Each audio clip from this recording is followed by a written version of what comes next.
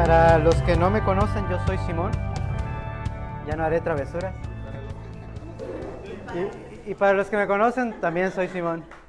Bueno, en realidad estoy muy emocionado porque esto es una serie que, como dice Karina, ya se había hecho antes en la iglesia. Yo la escuché en inglés, toda la serie. La ventaja de haberla escuchado en inglés es de que ya está toda ahí. Me aventé las 52 clases como en una semana. Entonces, hay cosas que al estar regresando a ver que para la clase esta vi que se me pasaron muchas cosas. Entonces, no solo yo voy a aprender, sino todos vamos a aprender juntos. Y a los que recibieron el mensaje de Karina anoche acerca de esta nueva fase o de esta nueva etapa de este grupo de vida, el título de la serie es La Biblia en Contexto. Ahora, ¿qué quiere decir eso? Quiere decir que vamos a estudiar toda la Biblia de Génesis a Apocalipsis en un año. Ahora, el leer la Biblia es algo muy fácil, pero difícil a la vez, especialmente cuando empieza el año. ¿Cuántos de aquí empezaron con un plan de estudio? Que dijeron, este año yo voy a hacer todo y me lo voy a echar. ¿Cómo van en ese plan? ¿A cuántos ya se le pasó un día? ¿Por qué pasa eso? Usualmente cuando empezamos, por ejemplo, en música, la parte que más practica el músico es el principio. Rara vez practica la mitad o al final. No sé si a Karina le ha tocado con Esteban practicando al inicio un montón de veces. Y me imagino a Karina un día ahí, ¿cuándo vas a practicar al final? Entonces, con la Biblia es parecido porque empezamos en Génesis. ¿Y qué dice Génesis 1:1? En el principio creó Dios los cielos y la tierra. Ok, bueno, me dice que Dios creó todo. Y sigues la historia, pero ¿qué pasa cuando llegas al final de Éxodo? ¿Qué pasa cuando empiezas con Levíticos, que Dios empieza a dar todas las reglas de cómo deben vivir? ¿Qué hacer si encuentras moho en tu casa? O sea, ¿cómo es relevante eso para mí hoy? ¿Qué pasa cuando le empieza a decir y vas a construir esto y lo vas a hacer así y así? Y luego los sacerdotes van a tener una coraza y van a tener ciertas piedritas y van a tener este orden. ¿Y ustedes de qué está hablando? O por ejemplo, ¿quiénes consumen aceites de aquí, de esos que se ponen acá? ¿Qué pasa cuando llegas a la sección, suponiendo que no sabes de aceites, qué pasa cuando llegas a la sección donde se le da instrucciones a Moisés de cómo usar ciertos aceites? Dices uno, ¿y eso cómo es relevante a mi vida? Ahora, en estos planes que uno toma para estudiar la Biblia en un año, no, en realidad no es estudiar, en realidad es leer la Biblia en un año. Tal vez viene un pequeño devocional, pero, por ejemplo, vas a sacrificar ese animal, dice la Biblia, y luego el devocional, ok, tengo que matar un animal, o cómo lo aplico en mi vida. Entonces, la idea de este curso es leer toda la Biblia en un año, pero vamos a estar basándonos en 3 libros en particular. Va a ser el Evangelio de Juan, el Hechos de los Apóstoles o Hechos del Espíritu Santo y el libro de Apocalipsis. Más adelante, conforme vayamos avanzando, vamos a ver por qué en particular esos. Pero la idea es de que podamos ver el contexto de lo que quiere decir la Biblia. Nosotros ya sabemos de que todo se trata de Jesús. Colosenses dice que todo fue creado por Él y para Él. Entonces la Biblia es una biografía de Jesús. El problema de seguir los planes de estudios comunes es de que pasan casi 280 días, pasan casi 10 meses para que empieces a leer Mateo y conozcas a Jesús. ¿Qué tal si conoces a un amigo que no es cristiano y dices, vamos a hacer este estudio juntos? En un plan de estudio regular. Bueno, se van a pasar de aquí hasta octubre y hasta entonces tu amigo va a empezar a ver, ¿quién es Jesús? Entonces el punto de esta lección es ver a Cristo desde un principio, de enamorarnos de Él, de saber quién es este Cristo, de quién es este Jesús, y que al regresar a Génesis, cuando dice en el principio creó Dios, digamos, wow, empieza igual que Juan. ¿Qué tiene que ver? ¿Por qué Juan escogió esas palabras? ¿Por qué Juan empieza exactamente igual? Entonces esa es la idea de estudiar la Biblia así. Y básicamente el producto es Cada semana se va a asignar lecturas y el domingo vamos a enfocarnos en unos versos de Juan y ver cómo la lectura de la semana apoya esta lectura de Juan. A veces las lecturas, aparte de Juan, de Hechos y de Apocalipsis, van a ayudarnos a entender lo que quiere decir, van a darnos más información acerca de lo que dice la Biblia, nos va a ayudar a entender el contexto, nos va a ayudar a entender las situaciones, nos va a ayudar a tener un panorama mucho más amplio. Hay muchas cosas que uno tiene que saber al leer la Biblia. Por ejemplo, la Biblia está designada en libros históricos, en el Pentateuco, unos son poesía. Entonces, conforme vayamos, todo esto se va a ir explicando para cuando usted lo lea diga, oh, ok, este es un libro histórico, esto es historia, esto es, no hay que sacarle tanto espiritual, no, esto es histórico, o esto aquí ya es más profundo, aquí está usando poesía. Entonces, la idea es explicar todo eso para que cuando usted en la semana lo lea diga, ok, tiene sentido. Porque, por ejemplo, si yo les digo, el martes se va a casar Antonio. ¿Y ustedes, quién es Antonio? Bueno, Antonio es un amigo y les empiezo a dar la historia de Antonio. Entonces, cuando yo les digo, el martes se va a casar Antonio, pues qué bueno, gloria a Dios.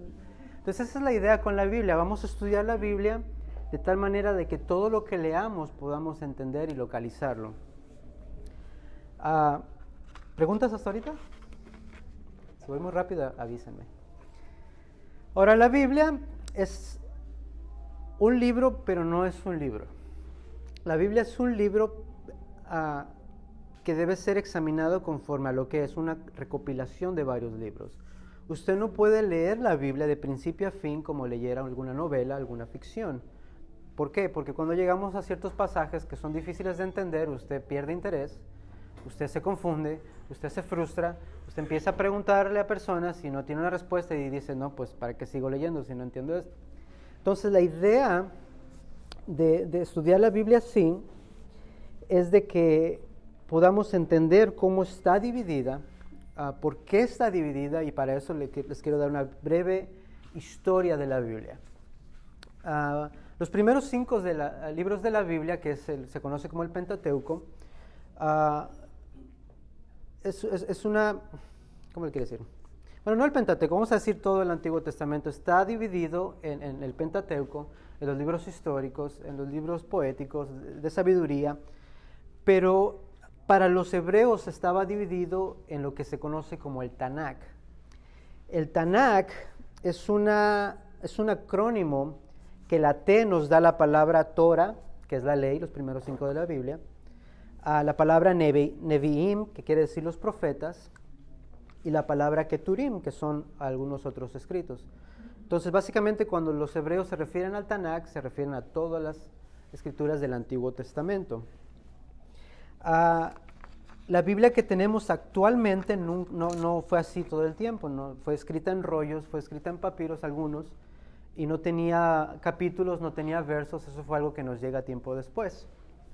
Ahora, al estar leyendo una narración histórica, debemos de considerar ciertas cosas, ciertos contextos, para no confundirlo con algo que es completamente poético o metafórico. O algo metafórico es que el escritor ocupó un ejemplo para explicar mejor la situación.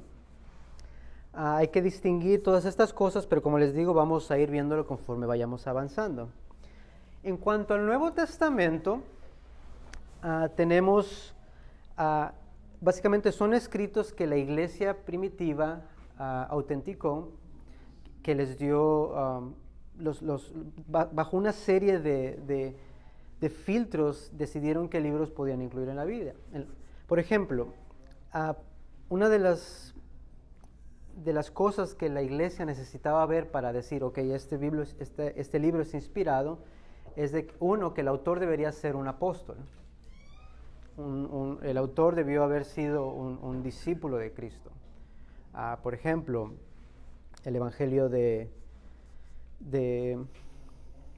por ejemplo, una carta paulina. Aunque Pablo no fue discípulo directo de Jesús, él vio a Cristo resucitado. Y aparte, él era un apóstol escogido por Cristo. Entonces, todo lo que escribe Pablo se puede decir que fue inspirado por Dios. Entonces, por eso está ahí. característica es de que, por ejemplo, en el Evangelio de Marcos, aunque Marcos no fue discípulo de Jesús, él aprendió directamente de Pablo y de Pedro. Entonces el Evangelio de Marcos es el Evangelio básicamente de Pedro, lo que Pedro le enseñó a Marcos.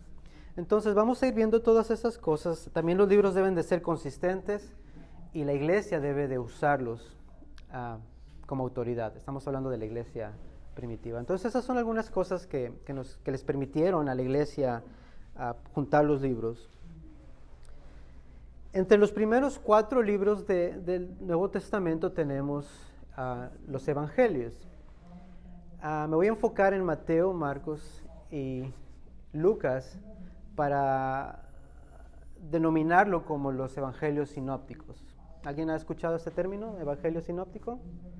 ¿Qué quiere decir los evangelios sinópticos? Que los tres son parecidos. Que los 3 son parecidos. Sinóptico, si quieren aprender una palabra griega, es básicamente sinópticos, vamos a agregarle la S.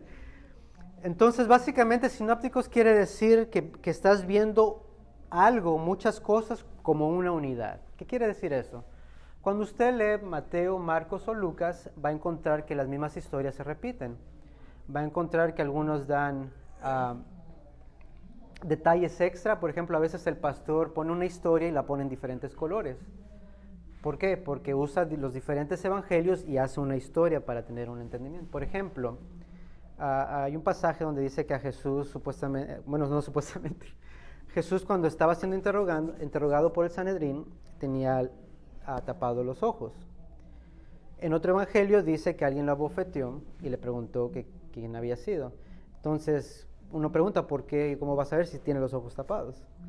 Pero al juntar toda esa narración, al final vemos la explicación. Bueno, le preguntaron por esta razón, él no pudo decir por esta razón. Entonces, cuando juntamos todos los evangelios, tenemos una mejor apreciación de lo que estaba pasando. Noten que no estoy nombrando el evangelio de Juan. El evangelio de Juan lo vamos a ver un poquito más adelante. La pantera rosa. Sí, ya le empecé a hacer el bien. Entonces, vamos a ver el libro de Hechos, que es como una recopilación de todo lo que hizo Lucas. Lucas es reconocido como un historiador a nivel alto, se compara con muchos historiadores que tenemos hoy día. Cuando abre Lucas el Evangelio de Lucas, él dice, me he dedicado a buscar todas estas evidencias, he entrevistado a cada persona, he verificado cada hecho y eso es lo que te entrego a ti, le dice a Teófilo. Entonces, cuando escribe el libro de Hechos, le vuelve a decir, en el primer tratado te dije todo lo que pasó y esto es lo que siguió. Entonces, podemos confiar en Lucas en que es confiable. Vamos a ver las secciones de Pablo, todas sus cartas, y finalmente vamos a estar viendo el libro de Apocalipsis. Ahora, ¿por qué es necesario ir en este orden o ver Juan, Hechos y Apocalipsis? Porque si usted se mete a estudiar Apocalipsis, no le va a entender nada. Empieza bonito, revelación de Jesucristo al apóstol Juan. Ok, eso sí lo entiendo. Pero ya cuando entra a las cartas a las 7 iglesias y luego los sellos y todo eso y se quedan como que ¿es de veras así va a ser literal o nada más estaba usando metáforas? Entonces todo eso tiene sentido, no es nada nuevo para Juan, todo eso son detalles que vamos a hallar en el Antiguo Testamento. Entonces, para allá cuando lleguemos a Apocalipsis, pues quiere decir eso. Entonces, ese es el punto. Como les dije, la Biblia no era un libro como lo tenemos ahora. La iglesia empezó a juntar los libros y hacerlos en una sola unidad alrededor de los años 300 después de Cristo con el emperador Constantino. En ese tiempo se le llamaba Códex. Para los años 1300 después de Cristo se empezó a dividir en capítulos y finalmente por alrededor del 1500, 1551 se le empezaron a designar los versos. Ahora, la Biblia en contexto nos da libertad de dividir los libros de una manera que podamos entenderlos, de ver cómo se relacionan uno con otro. El punto, como les dije al principio, es leer entre semana una gran cantidad de libros, de versos, de capítulos, pero usted va a notar que muchas veces, por ejemplo, vamos a leer Juan del 1 al 5, y luego la lectura en la siguiente semana va a ser del 10 al 12. ¿Ven que dejamos unos en medio? Hay razón para eso. Eso que dejamos en medio, ahorita no lo vamos a ocupar, pero lo vamos a ir viendo después. Entonces, por ejemplo, en el Salmo 119, no vamos a leer todo el Salmo 119 en un solo día, vamos a tomar ciertas secciones para compararlo con Juan y otras partes de la Biblia y ver cómo tiene sentido. ¿Preguntas? Ahora, esta es una pregunta y aquí vamos a ver, esta parte va a depender de ustedes. ¿Cuántos pueden relatar la historia desde Génesis hasta Malaquías? ¿Cuántos tienen eso claro en su mente? Esta es la historia que pasó desde Génesis hasta Malaquías, que es todo el Antiguo Testamento. Y la otra pregunta, ¿quieren que les dé un panorama de 1500 años en 5 minutos? Ok, bueno. Entonces, Génesis empieza con la narración de un Dios creador, un Dios que crea los cielos y la tierra. Dios crea las primeras personas, que son Adán y Eva, se les coloca en el jardín del Edén, se les da instrucciones, ellos pecan, desobedecen esas instrucciones, entonces son expulsados del jardín. Adán y Eva tuvieron hijos, pero como ya había pecado, vemos toda la historia, los hijos, Caín mata a Abel, después vemos que la maldad seguía creciendo, llegamos a ver a Noé, la maldad era tan grande que Dios decide destruir a todos y solo salvar a la familia de Noé. Después del diluvio, los descendientes de Noé vuelven a poblar la tierra y la historia de la Biblia pronto cambia a la historia de los patriarcas. Vemos que cuando pasa todo eso en Génesis empezamos a leer que de repente se mete Abraham. Los patriarcas empiezan con Abraham, quien poco después se le cambia el nombre a Abraham, que quiere decir padre de muchos. Abraham se le manda a salir de donde vivía, que es en la tierra de Ur, para ir a una tierra que después se convertiría en lo que hoy es Israel y Judá. Se le dijo que ibas a tener una heredad tan grande como la arena del mar. Abraham se desespera, no confía en la promesa de Dios para tener un hijo.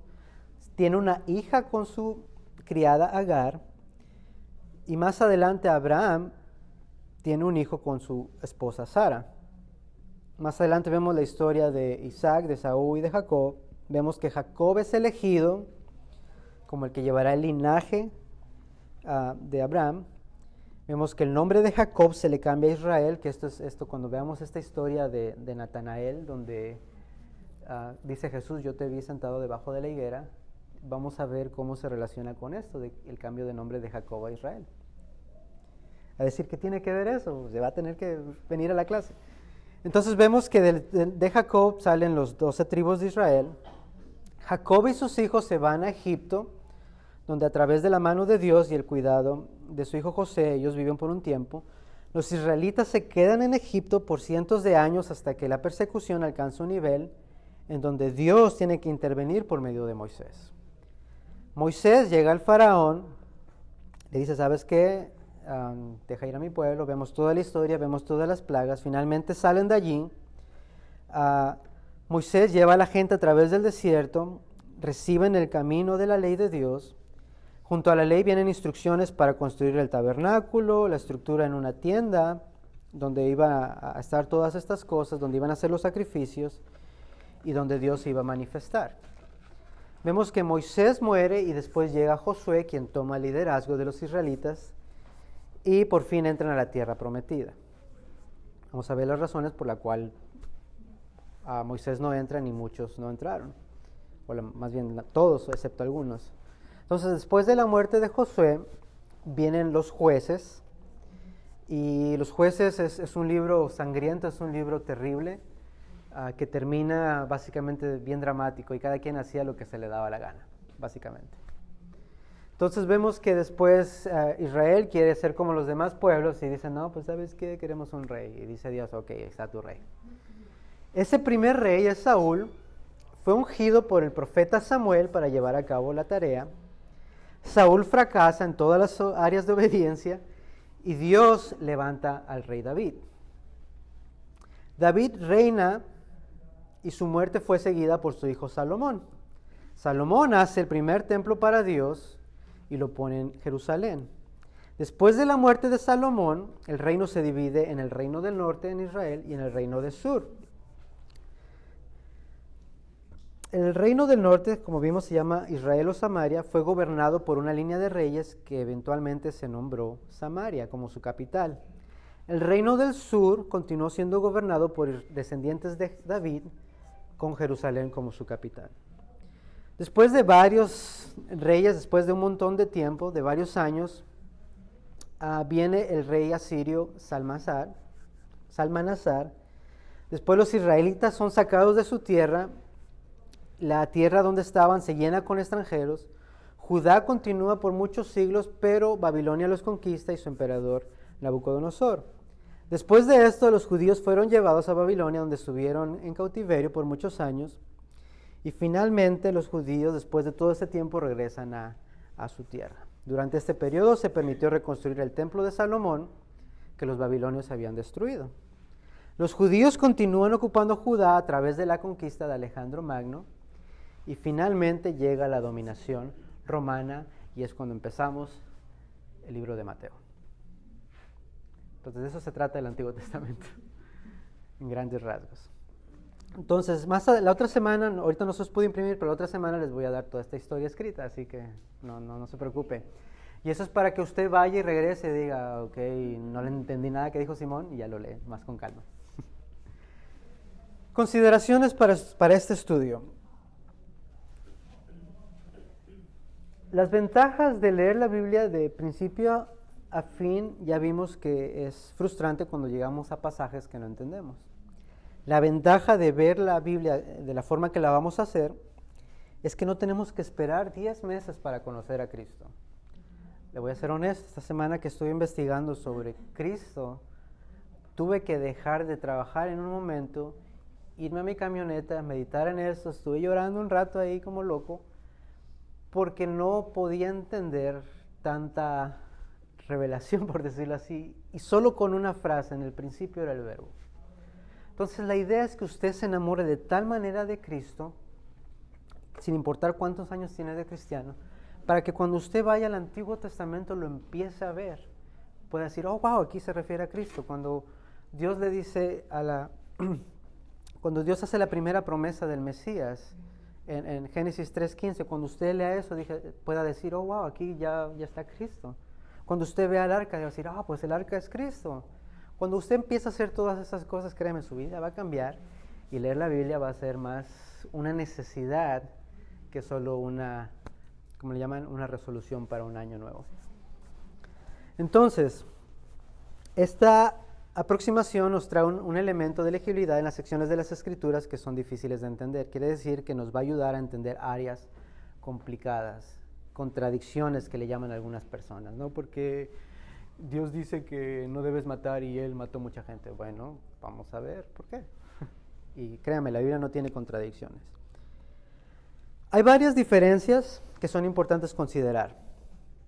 Algunas historias van a ser relevantes y otras no tanto, pero al tratar de leer toda la Biblia en un año, usted se va a dar cuenta de que los pasajes solamente se van a usar una sola vez. Si usted dice, no, pero este pasaje también lo apoya, hay dos causas posibles. Una, que ese pasaje que también apoya lo vamos a ver después,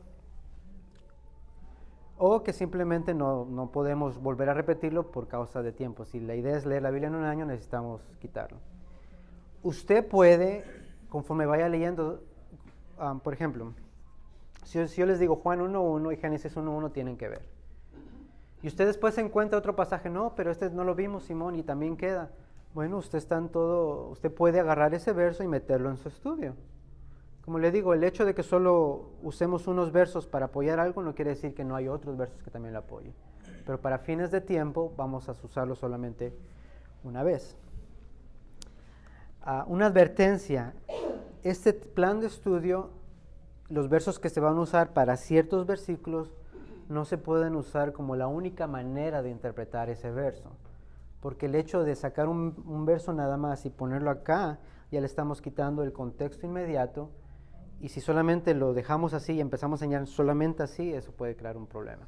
Entonces, solo para fines de este estudio, es ver cómo la Biblia se relaciona, y si tomamos un verso y lo ponemos aquí, es para fines de este estudio, no porque este verso solamente significa eso. ¿Okay? Entonces, habiendo dicho esto, usted va a notar que el Antiguo Testamento no es tan aburrido y que el Antiguo Testamento nos va a explicar básicamente por qué ocurren las cosas en el Nuevo Testamento. Entonces, cuando usted llega a Apocalipsis, usted va a estar como que, pregúntame. Entonces, se ríen los que saben, ¿verdad? Se ríen los... ¿Se acuerdan que dejamos a Juan afuera de los evangelios? ¿Por qué cree usted que es la razón de que Juan va a ser el libro exclusivo en el cual nos vamos a basar? Uno a la vez, por favor. Déjame hacer la pregunta de otra manera. ¿Por qué Juan no está dentro de los evangelios sinópticos y por qué Juan va a ser muy importante para la base de nuestro estudio de la Biblia?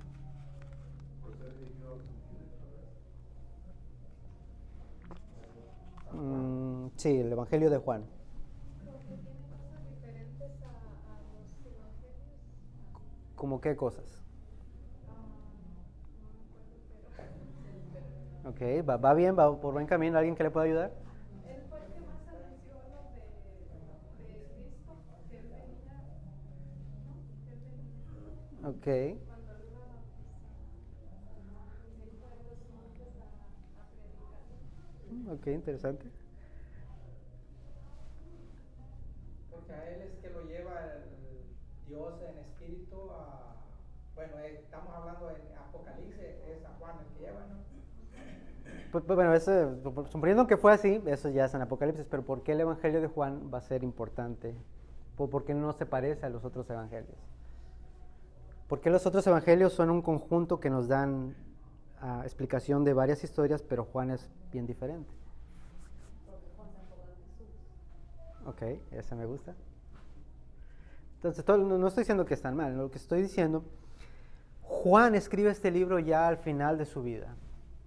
Después de 50 años de estar predicando a Cristo, de estar meditando, de estar estudiando el Antiguo Testamento.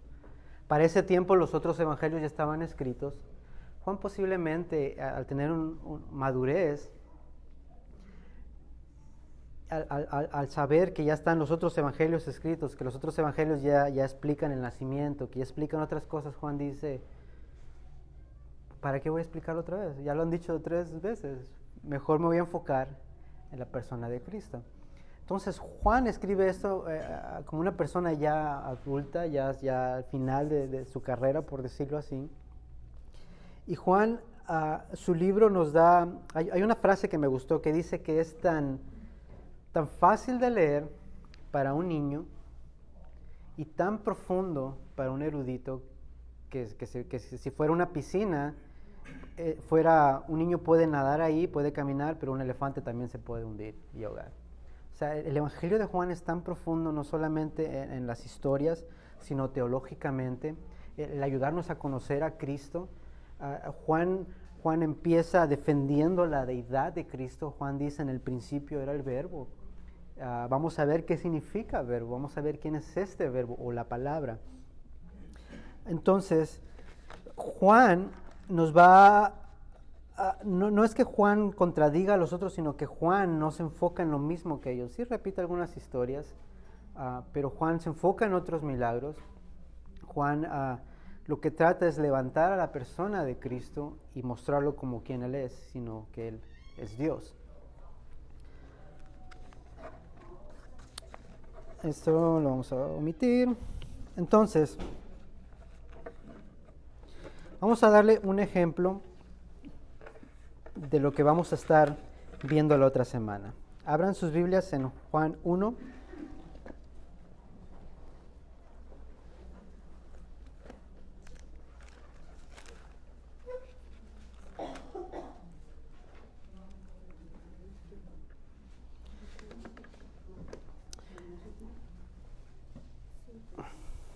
Entonces lo que voy a hacer es que este calendario que hice solamente es para esta semana. Como este no está traducido al inglés, tengo que hacerlo todo y nada más me dio tiempo de hacer una semana. Pero básicamente, si lo quieren ir pasando, por favor. Si necesitan copias extras, ahorita mandamos a alguien. Entonces, básicamente este calendario, en lo que les llega, es esta semana de enero. Empezamos con hoy, la introducción, la Biblia en contexto. Y la razón por la que empieza en el día miércoles es porque este calendario está originalmente diseñado para el año 2014. O sea que vamos 5 años tarde. Pero la idea, ya después todas las demás semanas van a tener todos los días una lectura.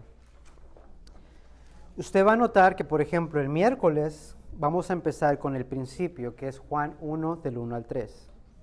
Entonces ese día usted va a ir y va a leer Juan del 1 al 3 como base. Y también tiene otras lecturas. Tiene Génesis 1 a Génesis 2, 3. Tiene el Salmo 136, todo el Salmo 136. Tiene Isaías 40 del 12 al 31 y todo el Salmo 104. Esa es su lectura para el miércoles. Por favor. Sí, ahí está. Sí, entonces, por ejemplo, dice el miércoles, son muchos, ok. Pero como quiera, si está haciendo un plan de estudio, como que lo va a leer. Así que el jueves seguimos con el principio. Vuelvo a leer Juan 1 del 1 al 3. Y va a leer Job del capítulo 38 al capítulo 42, verso 6. Y usted va a decir, ¿qué tiene que ver eso con Juan 1? Si viene el domingo, usted va a saber qué tiene que ver. Entonces, básicamente, esto es lo que va a pasar. Aquí arriba le puse el título más o menos del tema. Por ejemplo, el viernes va a ser La luz y la vida y el sábado va a ser Juan el Bautista. Entonces, cuando llega el domingo de la otra semana, dice Juan 1 del 1 al 8, que es lo que vamos a estar estudiando el domingo. Vamos a estar yéndonos para ver algunos de estos versos y ver cómo tiene todo en común. Por ejemplo, Juan 1 del 1 al 8. En el principio era el Verbo, y el Verbo era con Dios, y el Verbo era Dios. Este era el principio con Dios. Todas las cosas por Él fueron hechas, y sin Él nada de lo que ha sido hecho fue hecho. En Él estaba la vida, y la vida era la luz de los hombres. La luz en las tinieblas resplandece, y las tinieblas no prevalecieron contra ella. Hubo un hombre enviado de Dios, el cual se llamaba Juan. Este vino por testimonio para que se le diese testimonio de la luz, a fin de que todos creyeran por él. No era él la luz, sino para que diese testimonio de la luz.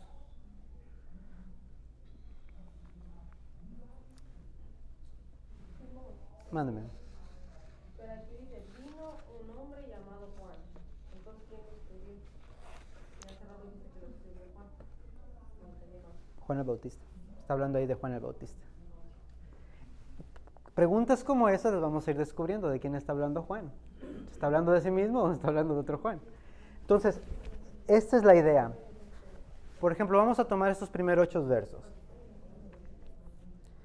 ¿Quién entiende completamente el primer verso? Hay algo que veo en lo que escribe Juan, y es de la palabra verbo. Es el único escritor en la Biblia que usa este nombre verbo. Y verbo es un logo que significa palabra. Uh-huh. Hay versiones que dicen, en el principio era la palabra, y la palabra era Dios, y la palabra estaba con Dios. Entonces, verbo no es, lo que puede conjugar como una palabra, ¿verdad? Claro. El verbo va más allá de lo que empezamos como estudiantes. Uh-huh. Exactamente, verbo. Ahora, sí, está bien. Vamos a llevarlo más allá. Bueno, es entender la definición de verbo. O sea, porque verbo para nosotros es una acción. Sí, sí, obviamente. Es una palabra, Claro. es una acción. Y es bien algo que todos podemos hacer. Claro, como una acción, sí. Es Y es bien interesante porque nosotros aquí en Estados Unidos, la forma de acercarnos a las palabras es bien diferente a lo que tenían pensado allá en ese tiempo, especialmente en el primer siglo. Por ejemplo, les voy a dar solo un chispazo de verbo, de lo que alcancé a investigar.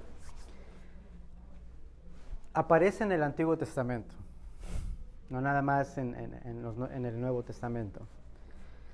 Ustedes, cuando leen el Antiguo Testamento, dicen, más bien leen, y vino palabra del Señor a tal persona. ¿Cómo va a venir una palabra? En otras ocasiones dice, el Señor habló a tal persona. Entonces, el concepto que los judíos tenían sobre la palabra de Dios era algo como algo bien importante, era algo que es directamente de Dios, algo que es básicamente Dios mismo haciendo algo. En el principio creó Dios los cielos y la tierra. No nos dice cómo los hizo, pero luego dice, y dijo Dios. Básicamente, para los judíos, la palabra de Dios es tan importante, tan poderosa, que dice que básicamente se resume a que Dios habló y todo fue hecho de la nada. Entonces, eso es para los judíos. Para los griegos es muy diferente, pero también tienen algo en común. Por ejemplo, para los filósofos griegos, el logos, que le llaman, nosotros lo tenemos traducido como verbo, como palabra.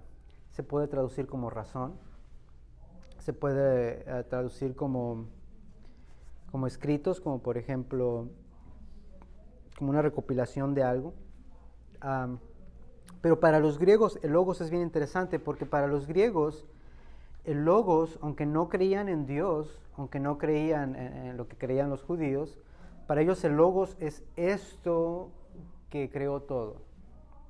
Es esto que lo sostiene. Ellos no saben qué es, pero para ellos es el logos. No lo adoran, pero saben que es una potencia, es poderoso, que está allí.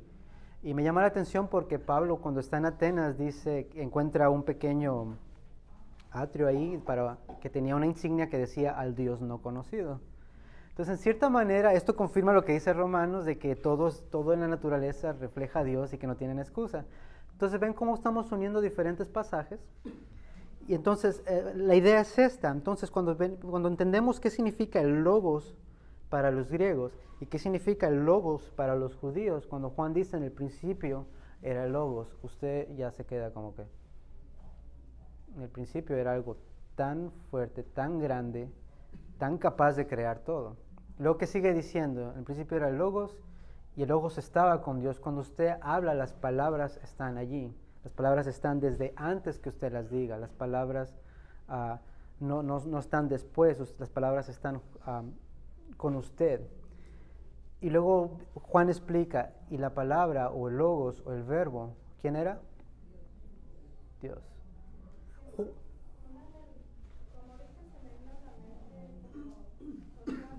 En el principio era Dios y Dios era con Dios y el Dios era Dios. Así, o sea, el verbo, o sea, él mismo es, él es Dios, él es el verbo. ¿Así dice o así lo estás traduciendo? Ok, sí, yo me espanté. Dije, sí, no. No, si hay así, pues qué Biblia trae. No. Por eso venga la otra semana. No, lo que Juan está haciendo, está estableciendo está estableciendo una idea que es común para los judíos y que es común para los griegos, que cuando tú le dices a un griego logos, el griego lo relaciona con esta potencia, cuando usted le dice a un judío logos, no me acuerdo cómo es la palabra en hebrea, pero cuando usted le dice verbo a un judío, el judío es, la palabra de Dios. Entonces, Juan lo que hace es que toma estos dos conjuntos, los junta y empieza a hacer una distinción dentro de la Trinidad. Cuando dices que Dios era Dios, bueno, pues sí es Dios, ¿verdad? Pero él está diciendo que alguien más estaba con Dios y alguien más también era Dios. Cristo. Es lo que iba a decir, yo esto siempre lo he entendido, que el verbo es Jesús. Uh-huh. Jesús es el verbo. pero Él mismo es Dios, y por Él fueron hechas todas las cosas, y para Él fueron hechas también. Claro. Yo siempre lo entendí así. Sí, y para nosotros es fácil, hasta cierto punto. Pero esto es tan importante. ¿Por qué? Porque si usted no entiende esto, su salvación básicamente está como en ahí, soy salvo o no soy salvo. Si usted tiene toda su teología correcta, si usted se sabe toda la Biblia, si usted comprende el rapto, si es que va a haber uno o no va a haber, pero usted tiene un Cristo que no es el que la Biblia enseña, entonces yo no soy salvo. Es importante que nosotros entendamos quién es este verbo, porque si este verbo no es Dios, entonces el sacrificio de este Jesús no me limpia de pecados. No puede pagar mi deuda, todavía soy esclavo del pecado. ¿Cuál es la consecuencia de no entender Juan 1:1? Tenemos a los mormones, tenemos a los testigos de Jehová, tenemos a los musulmanes, tenemos la ciencia cristiana, tenemos todas estas sectas que, si usted se da cuenta, todas atacan a la deidad de Cristo. Para los mormones, Jesús es hermano de Lucifer. Para los testigos de Jehová, Jesús es el arcángel Miguel. Para los musulmanes, Jesús es simplemente otro profeta. Chido, nice, pero solo un profeta. Para los científicos cristianos, simplemente era un profeta galileo.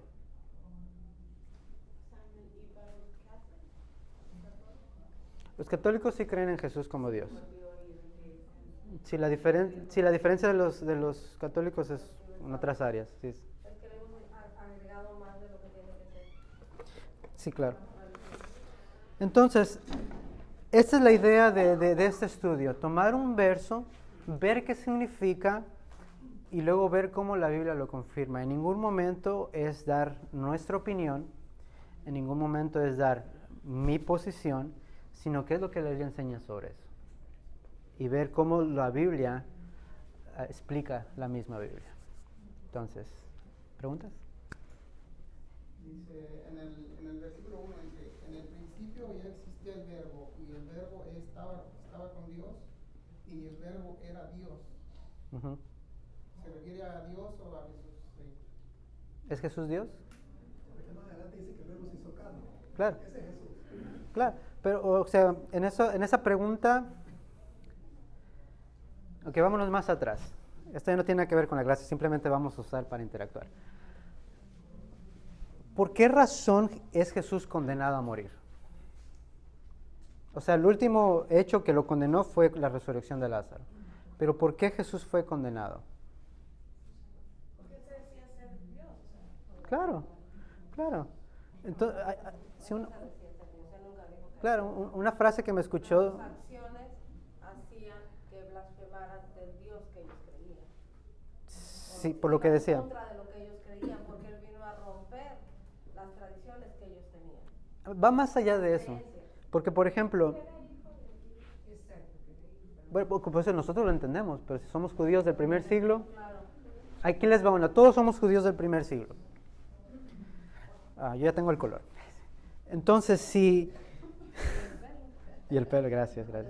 Como no tengo gorrito, tengo este. Ya se me olvidó, ya me distrajeron. Por ejemplo, ya se me fue la idea. Todos somos judíos. Ok, aquí va. Como judío yo tengo que saber Deuteronomio 6:4. Escucha Israel, Jehová nuestro Dios, Jehová uno es. ¿Cuántos dioses es Jehová? Uno.